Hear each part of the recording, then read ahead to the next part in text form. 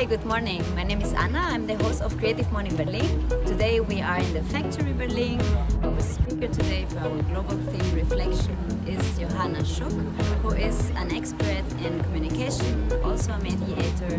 So I hope you enjoy. All right. Well, thank you so much. I'm very, very happy to be here. Very excited also. And perfect. We're going to talk about nonviolent communication today because that's actually the topic that is my biggest passion, I would say. And, well, professionally, I have other passions too. And the topic for today is a message from the heart. And today we're going to dive deep into, well, how to share appreciation with the help of nonviolent communication so that appreciation actually lands. So today we're going to dive into the question how to get away from compliments that nobody needs to actual appreciation that lands in the heart. And, well, nonviolent communication, it changed my work life, my relationship with friends, it changed also my love life. So, like, NVC actually helps in every aspect of my life. And ever since I came across NVC, I had like a tension with the way it was portrayed because I don't know if you have read some books on nonviolent communication. They're pretty old and the trainings are like pretty, I don't know, outdated sometimes. The examples are pretty like, I don't know, just they're not for the 21st century. So I kind of made it my mission to change that and to show that nonviolent communication actually has a space today, even more so than ever before. Because I think we can all truly, make the world better by being mindful about how we communicate. And yes, today I'm going to share a secret with you. And the secret is the following: how to make people feel loved, seen, and appreciated through nonviolent communication. So after these 20 minutes, you're going to be equipped with that secret. Who of you knows about Marshall Rosenberg? Okay, roughly half, that's what I thought, perfect. So Marshall Rosenberg is the founder of nonviolent communication, and he was born in the 1940s in the States. He was a psychologist, and he himself had a pretty difficult childhood. So he himself was not a stranger to violence, well, in his upbringing, in his environment. And he also was no stranger to being in a bad mood sometimes. Some even say he had an anger problem. That's debated. But he himself got angry very quickly. So just violence and the question, why do some people become violent and why don't others, that's something that stuck with him basically since he was able to think. And so the one question that he kept asking himself is, how can some people stay in touch with their compassionate selves during hard times? How can people stay in touch with their heart while others turn to violence when facing the same hardship? So that is one question that just wouldn't let him go. And another thing that he found out through his studies is that it's pure luck if we understand each other right away. So he also made it very clear that communication, as much as we try, there's always so much room for misunderstanding. And this is why in 1963 he started to develop the nonviolent communication process. And the one key insight he had is that the way we talk to ourselves and others, that actually really determines on how peaceful we can go through life. And also, especially during his work with his one-on-one clients as a psychiatrist, he discovered that true attention is actually the greatest gift we can give to each other. Because back then he realized, okay, when he actually listens to his patients, if he actually gives them his attention and discovers with them together what they feel, what they need, what their situation is like, then they're actually getting better. And he also thought, well, I can't just give them pills all the time, so that was just not his style. And based on that, he developed this 4-step process of nonviolent communication. I assure you, it's way more than these 4 steps. However, I think that's what Marshall Rosenberg and nonviolent communication is most known for, those 4 steps. Who has heard of the 4 steps before? Okay, also a couple of people, perfect. And I just want to go into that very quickly and show you by an example how those 4 steps could look like. So the first step in communicating non-violently is to observe what's actually happening. So for example, if in my co-working space, I come to the co-working space and there are dirty dishes in the sink, I could observe, ooh, there's 2 dirty mugs in the sink. That would be an observation. However, a judgment would be, oh my God, it's always so dirty in here, always. So that's the first step. Let's see what's actually happening. Then the second step is the feeling. So a true feeling would be, okay, I feel angry or stressed or amused by the 2 cups in the sink. Everything could be. And a thought or a pseudo feeling could be, I feel so taken advantage of because I always have to clean. This is so unfair. See how this goes? And then the third step is to discover, okay, what need is actually not met right now? Because if I have an unpleasant feeling, that usually shows that some need of mine is not met. So in this moment, it could be my need for order or cleanliness or relaxation is not met by coming into the co-working space and seeing first thing in the morning 2 dirty cups. And a strategy would be to clean it up right away, because strategy is what we do to fulfill our needs. And in the last step, the requests, a true nonviolent communication request would be, hey, could somebody help me? Or I could ask myself, what do I need right now? But a request is, I leave it open for the other person to respond however they want. A demand would be, you help me clean up right away, or I'm going to be very angry. So this is like the 4th step, and those are like the key differentiators that if we actually keep them in mind, it's already making a big difference in how we, in how we go through the world. Can you hear me okay? Perfect. And today, we're going to talk about the first 3 steps, because that's going to be part of the appreciation message that we're going to learn how to communicate today. So I have a question for you. Who made you smile this week? And I'm going to give you a small moment to think about this. And if you have a person in mind that made you smile this week, then you can raise your hand. Then I know when I can continue. Okay, see one person smiling and raising their hand. Perfect. All right, great.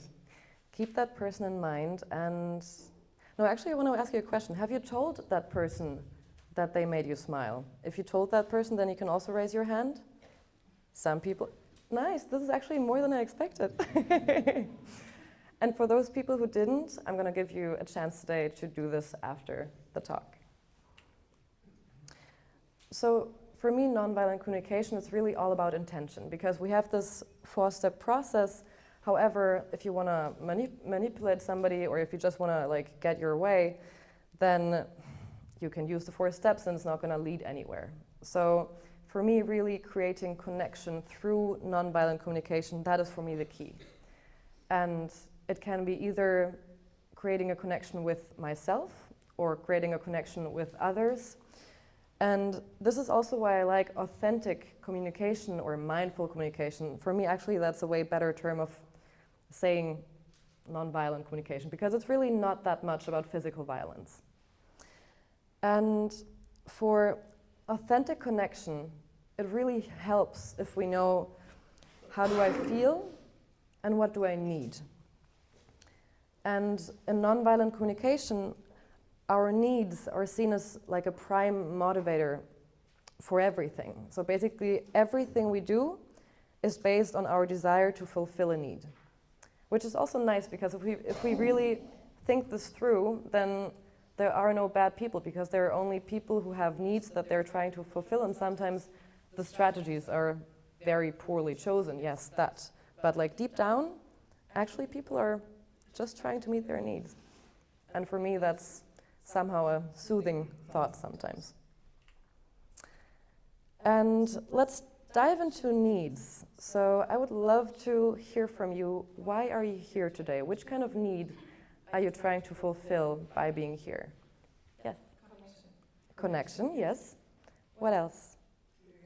Curiosity, yes. Thank you. Another idea, why did you rise up in the early morning? Inspiration, yes.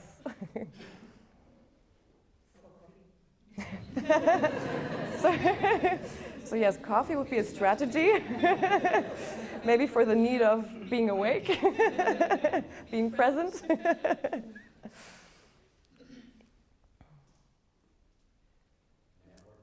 Yes, networking, perfect. Come on, give me one more. Learning, yes. What was that? Yes, having a lovely start in the day. So joy, maybe. Perfect. So as you can see, the strategy of all of us is being here today, and the needs are many. So some are here because they maybe like to be spontaneous, or for the community, for friendship, for inspiration, for learning, for growing, for self-connection, for fun, for exchange. So, and that's the beauty of needs. Like we all have the same needs. Like if we actually get down to the layer of needs, we don't have a conflict anymore, or it's easier to manage a conflict because needs we all understand. We might not share the same needs to the same percentage each time, but like deep down we know what it's like to want to have fun. We know what it's like to need relaxation. We know what it's like to need food. So that is really the one big connection. And that's also why nonviolent communication works for me, because it always dives back down to the needs, so then we can there make a true connection. And now I want to get into the connection between feelings and needs, because that's going to be important for our secret we're going to learn today. So we can summarize it as follows. Pleasant feeling usually leads to, okay, some need of mine is met right now. However, if we experience an unpleasant feeling, then that's a sign that something, a need, is not met right now or is lacking of some sort. So our feelings are actually a great way of showing us what we need or what is also working great. And to make that more clear, I brought you 2 examples from my last week. Actually, that happened yesterday. I had a great dinner with friends. How would you feel if you just had a great dinner with friends? Happy, yes. What else? What? Fulfilled, yes, thank you. Blissful, yes. Grateful. Connected. Yeah, great. So you see, like there are no answers anyway, because it's an individual experience. For simplicity's sake, I also said, I just felt very happy. So what kind of need could have been met by having a dinner with friends, which made me feel happy? Do you have any ideas? Hunger, connection. Yes. Hunger, so the need for food, connection, yes, thank you. Friendship, yes. What else? Think back to the last dinner you had with friends. What kind of need could have been met? What? Heard? To be heard? Yes. Thank you. Yeah. Exchange, yes. Safety, yes. So exchange, maybe, yes. Help, support. To revive friendship. Yes, yes, yes, yes. Great. Thank you. So you see, there are like so many needs that can be fulfilled by a dinner, and we're all unique. So in my case, my need for community and fun was met. And yeah, actually, we just had a lovely night yesterday. Now, let's see how this works if we have an unpleasant feeling. So for example, if I say, my workload is too much, how could I feel? Yes. Okay, that was quick from like many corners at once, so that is something we all feel sometimes. What else? Stressed, yes. What else? Angry, yes. So that is a pseudo feeling. So if you tell yourself the story you're taken advantage of, there's a feeling behind that. So maybe there's like frustration behind it, or yes, yes, yes. Helplessness. Also tired, yes. So in my case, I was just simply stressed. So if you feel into this experience, what kind of needs could not be met at the moment? Like, what is it for you that's not met when your workload is too much? Freedom, yes. Joy, yes. No you time, yes. Relaxation. Self-care, yes. So in this case, my need for relaxation and also overview was not met because I was just so overwhelmed. I was like, oh my God, I have no idea what I'm doing. So does that make sense? Pleasant feeling, need is met. Unpleasant feeling, need is not met. Like, very simplified. Okay, perfect. So then now we can get back to today's focus and the superpower of appreciation. And for that, I actually developed a 3-step process, which helped me in my private life, business life a lot, because it gives me a clear 3-step process that I can actually follow if I wanted to say thank you. That's more than a thank you, you're a great friend, or thank you, you're a great colleague, because it goes deeper, which also then leaves more impact. So in these 3 steps, if you really want to craft a thank you message from the heart, the first thing you can do is to state the observation. Like if somebody made you smile, or if you're very grateful or happy about something or somebody, then you can think, okay, what is the observation? Like what happened? What was the trigger that made me smile right now? And then the task here is to not say you're always like this or you're always like that, but really state specifically what happened, like the 2 mugs in the sink. The dishes are not always dirty, but they're actually specifically 2 mugs in the sink. And it really makes a difference if we take care to observe what's really happening, because then people feel seen. Then the next step is to state the feeling. So what are you feeling when that person made you smile? Happy or thankful or relieved, or I mean, whatever it is, share that. And then you can also say, okay, what need was met through this act that you loved? And now, I mean, you just showed me that you're very well capable of doing that in the 2 examples of getting from feelings to needs. So in a short moment, I'm going to ask you to like dive deep into yourselves and be like, okay, I was happy, but why was I happy? Which need of mine was met? And then you can actually share that with the person that made you smile. However, before, I'm going to share a small example with you so you can actually see how this works in reality, or how this works in reality for me. So a couple of weeks ago, I went to Greece with some of my friends, and due to work reasons, I had to come 1 day later. And so I also arrived late in the night. And when I landed in Athens at the airport and I turned the flight mode off, the first message that popped up on my phone was a message from my girlfriend's group. We had like a group chat.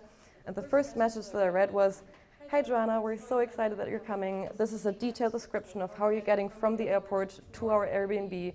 And we know it's late and we want you to arrive safe. And we're so happy that you're going to be here finally."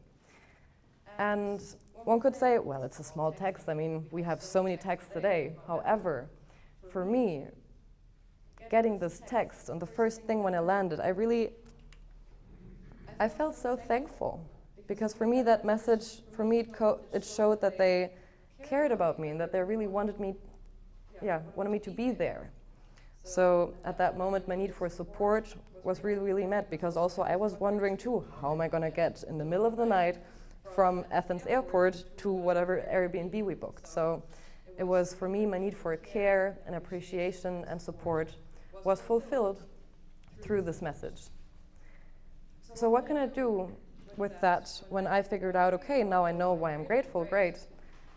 Either I can enjoy that for myself and be happy because I know why I feel how I feel, or I can choose to share that, because I truly believe in, why not make somebody's day brighter if they just made my day brighter, or why not just make somebody's day brighter just for the heck of it? So what I said on our last night is the following. Ladies, I really want to say thank you. When I received your text when I landed in Athens, that was the observation, that made me smile. That's a feeling, because I felt supported by you. And that's the need. And as you see right now, is it my time?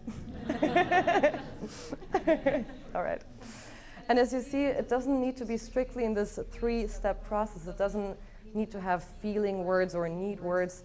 And that's also like a tension I have with the conventional NVC books, because there sometimes they make it seem like it's a very strict process you have to follow. You have to use the correct words always. I say no. I say speak the way you want to speak and use your words. Make it your own. Make it authentic, because then the message actually lands. So let's get back to who made you smile this week. And I'm going to ask you to keep this person in mind. And then do these 3 steps for you. I'm going to give you now a minute to think about what could be the observation, what was the feeling, what was the need. You're allowed to take out your phones and take some notes. And then if we have time, I would love for you to be in exchange about that. But yes, now first, take a minute and think about what could be your thank you message if you now have 1 minute to craft it. Then I would love for you to turn to your neighbor, somebody you have not spoken to yet, and just share your experience.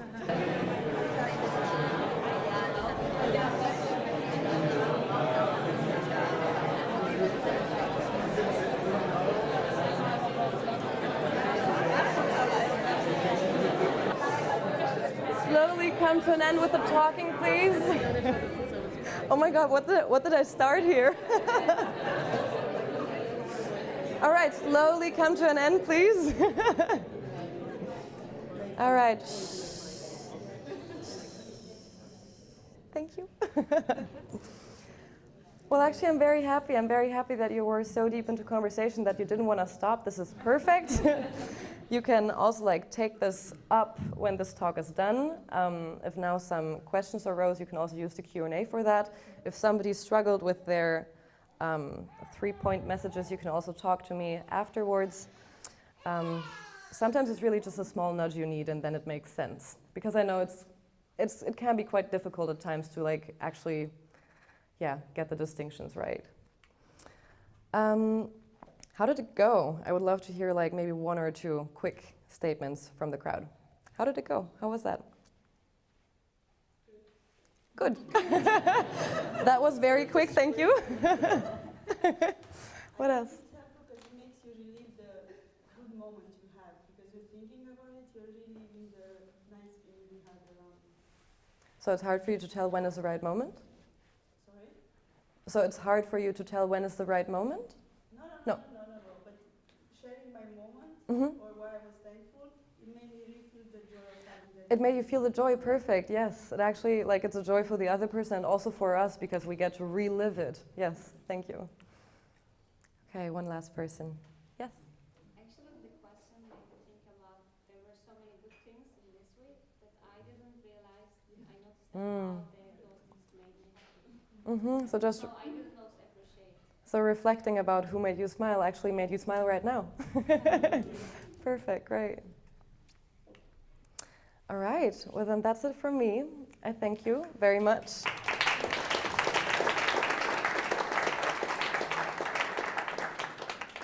And then now we have time for questions, I think, right?